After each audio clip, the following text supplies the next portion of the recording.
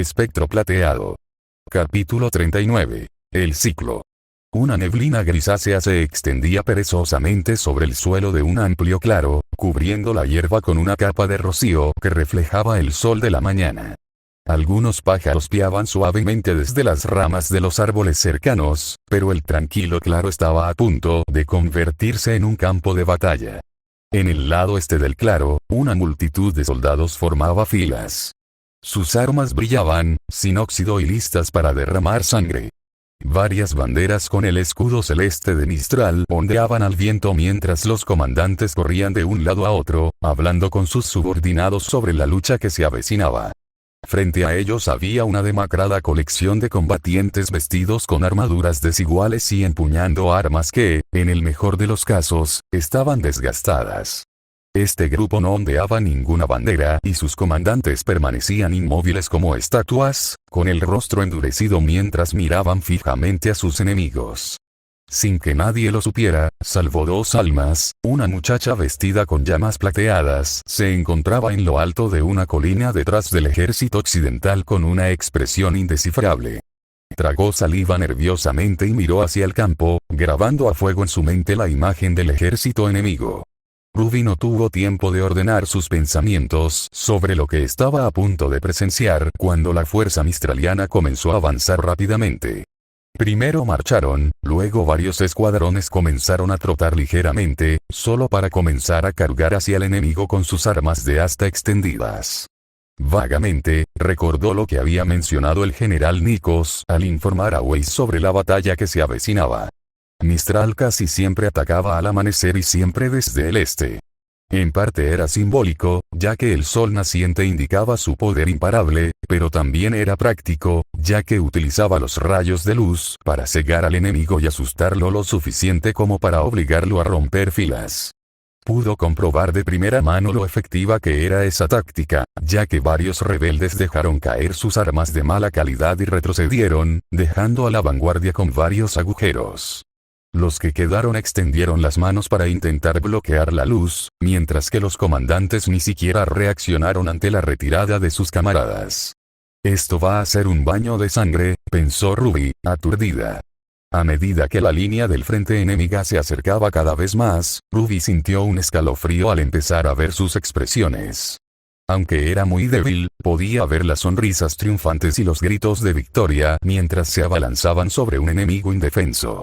Ni siquiera se dan cuenta de que han caído en una trampa. Ahora. Rugió la voz del general Yatsuashi Daichi entre las fuerzas de la rebelión Omiyuri, lo suficientemente fuerte como para asustar a la fuerza de avance del enemigo. Varias docenas de rebeldes dejaron caer sus armas y se agacharon, agarraron algo debajo de la niebla y comenzaron a tirar. Varias cuerdas se balancearon hacia atrás, levantando grandes espejos pulidos que otros rebeldes rápidamente atraparon y apuntalaron, inclinándolos para reflejar el sol de la mañana hacia su enemigo. El enemigo entró en pánico, su táctica literalmente se volvió en su cara. Su carga temeraria se detuvo, algunos comandantes comenzaron a gritar órdenes para tratar de restablecer la calma. Ruby hizo una mueca de dolor al oír el silbido del ator y ver las caras aterrorizadas de los soldados enemigos.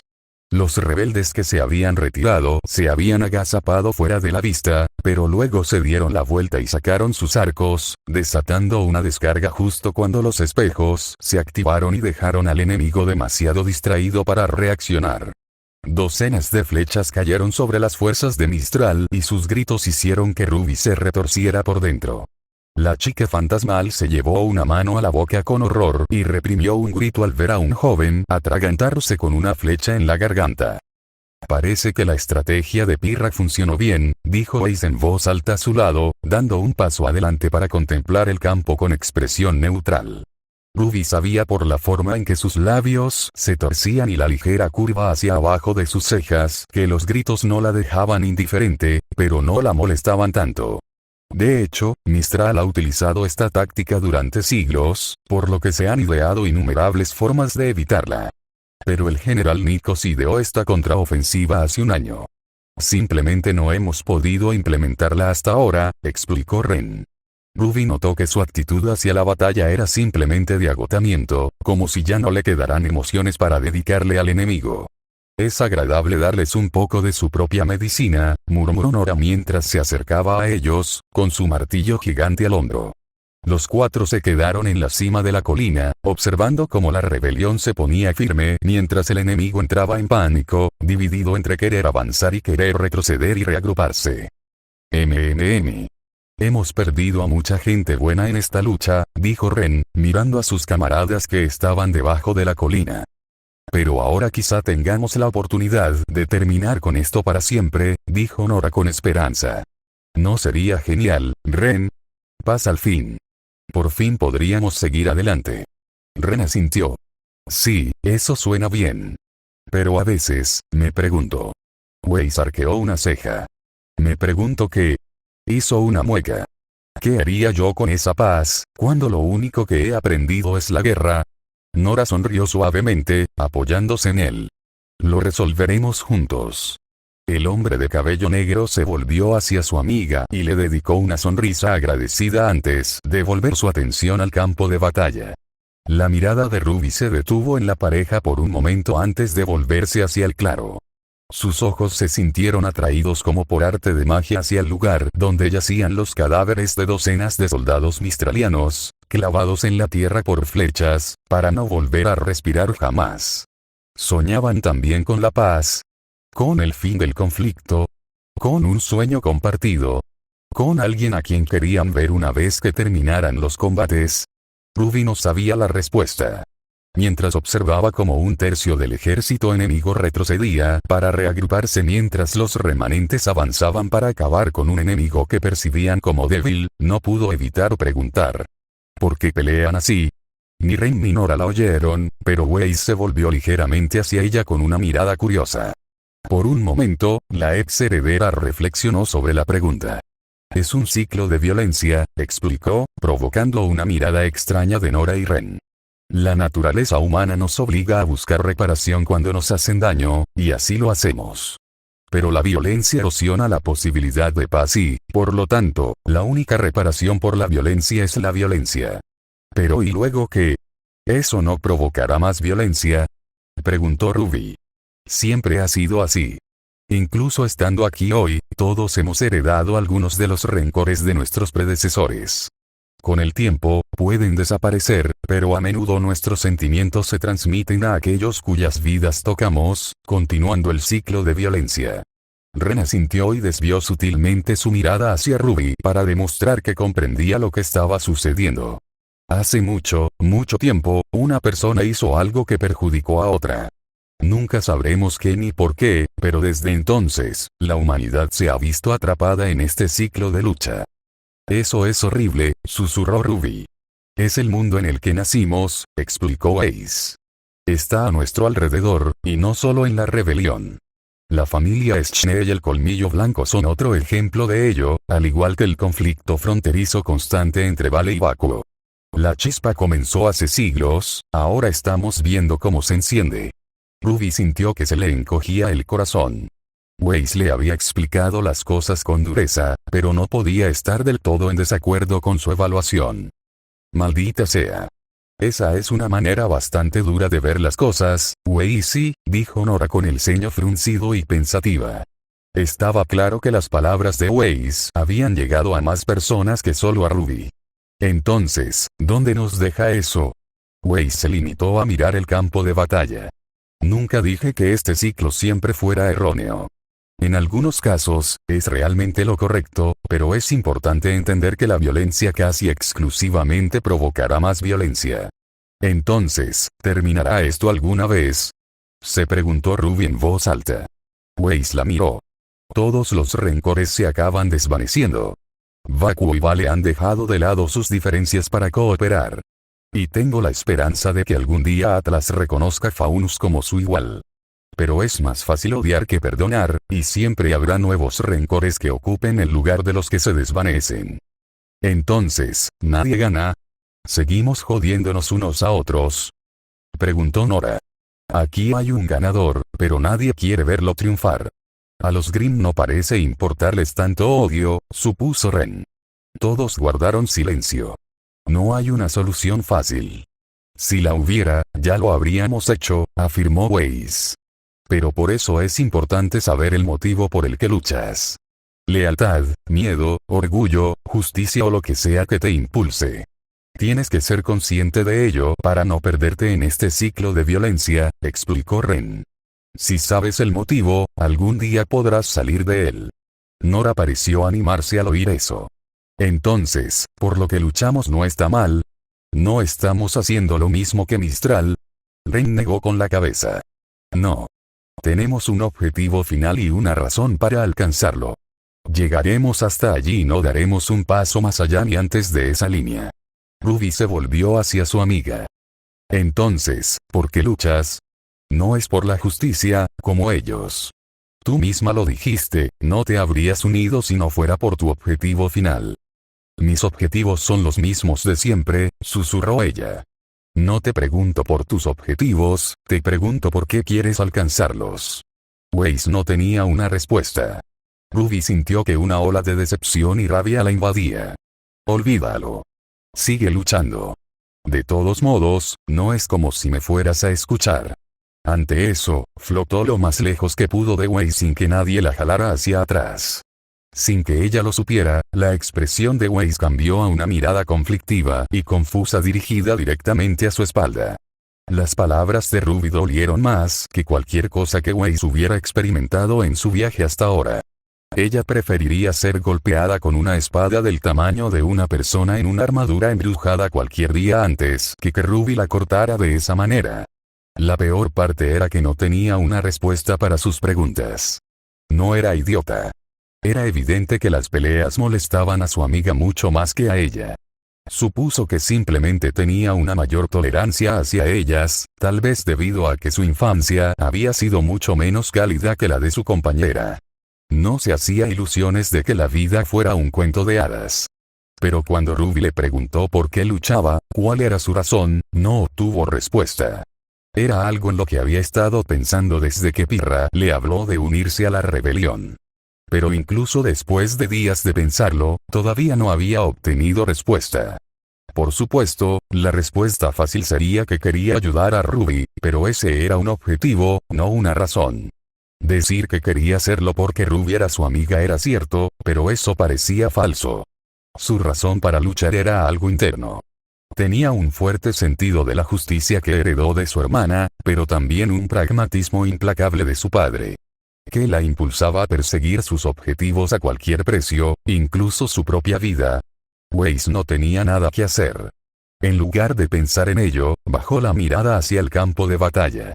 El general Daichi les había ordenado a ella, a Ren, a Nora y a casi todos los que habían participado en la escaramuza en Shion que descansaran para esta batalla.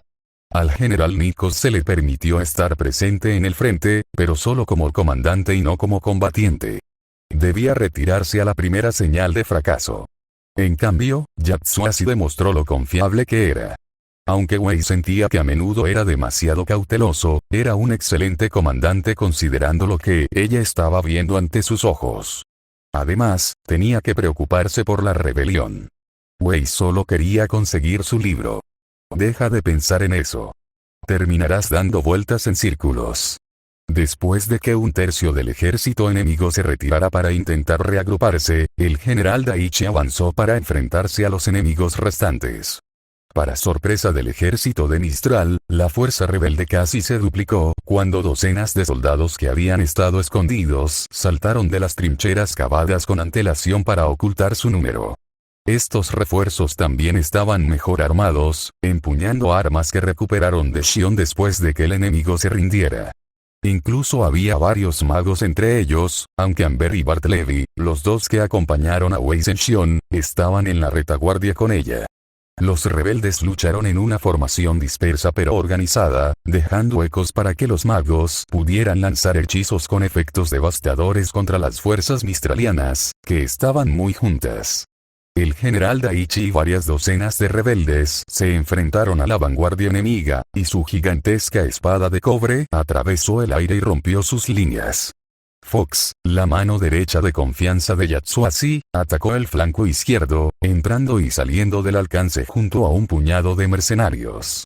Su tonfa afilada cortó rápidamente antes de caer fuera de su alcance, dejando un agujero que fue rápidamente llenado por un soldado enemigo.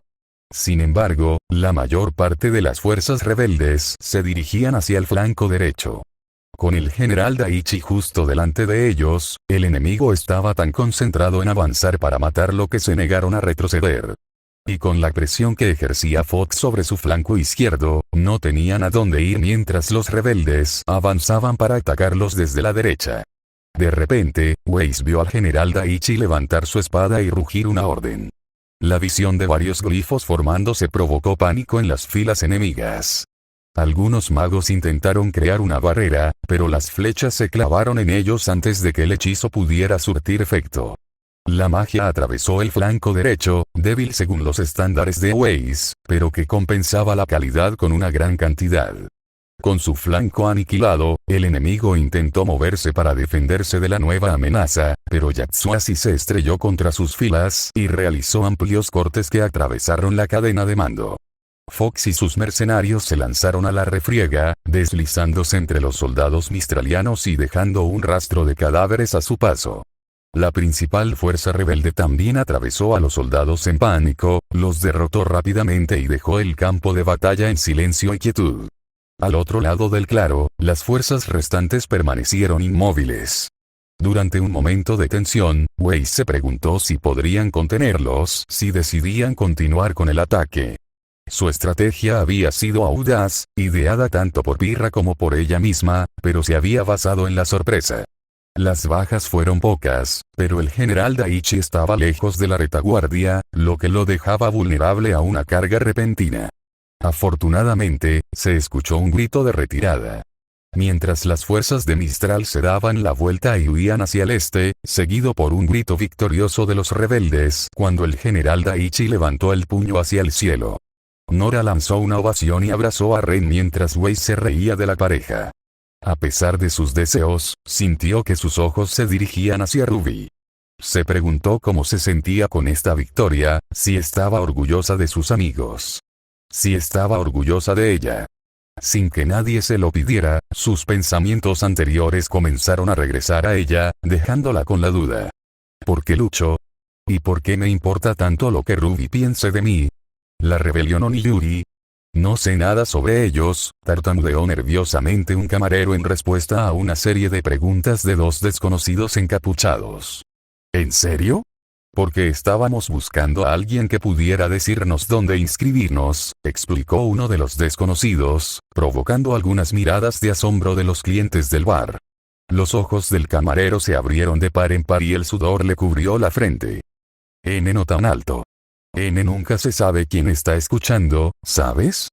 Susurró, inclinándose sobre la barra. Dos jovencitas como tú no necesitan ese tipo de problemas. No te preocupes. Soy más que capaz de manejar cualquier cosa que Mistral nos lance, dijo la otra desconocida, mientras se cambiaba la capa para revelar una reluciente espada plateada y una armadura pulida. La mayoría de los clientes dejaron de prestar atención al oír eso, entendiendo el mensaje. Algunos seguían mirando, ya sea porque estaban borrachos o porque estaban interesados en las dos guerreras que entraron. El tabernero todavía parecía nervioso. Ahora, hay muchas cosas buenas que alguien como ustedes podría hacer por aquí. Se puede ganar dinero luchando contra los Grimm y los bandidos en los pueblos de por aquí, especialmente con todas las peleas que han estado ocurriendo. ¿Qué dices? Los dos le miraron con indiferencia. Una empezó a mordisquearse las uñas, mientras la otra simplemente metió la mano en el bolsillo y le arrojó unas cuantas monedas. Solo queremos saber a dónde ir si queremos unirnos. Si alguien pregunta, puede decir que lo amenazamos. El cantinero miró a su alrededor nervioso, pero ninguno de los clientes lo miró a los ojos. Tragó saliva y consideró sus opciones. Contarles a los extraños lo poco que sabía sobre cómo unirse y arriesgarse a que alguien lo denunciara por ser un rebelde, o enojar al dúo que claramente podía destrozarlo a él y a toda la guardia de la ciudad. Una elección fácil. Al este de aquí, dirígete hacia la aldea de Shion. Al final, llegarás a un puente sobre un río. Sigue el río hacia el sur durante unas 4 millas y deberías encontrar algunos campamentos de reclutamiento. Desde allí, Puedes hablar con ellos sobre la posibilidad de ir al campamento principal. Por un momento, el bar quedó en silencio.